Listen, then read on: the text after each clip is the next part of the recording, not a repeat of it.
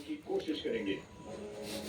वो किस तरह से सोचते हैं, क्या महसूस करते हैं, इसका पता लगाने के लिए उनके बीच हमारे कुछ स्पाई क्रीचर्स यानी खुफिया जीव छिपकर जाने वाले हैं। वो सिर्फ उनके परिवार के सदस्य ही नहीं लगेंगे, उतना ही ज्यादा था।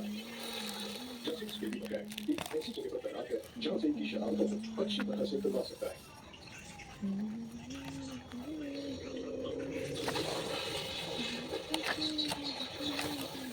यहाँ तो जैसे एकदम गाना बजा हुआ किसी बंदा अपने खास अंदाज में कर्तव्य कर रहा है।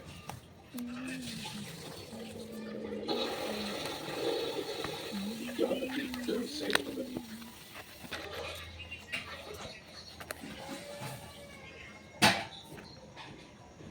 जासूस वगैरह के ऊपर इन्हें संदेह तो हुआ, लेकिन किस्मत से वो सही सलामत फंस गया।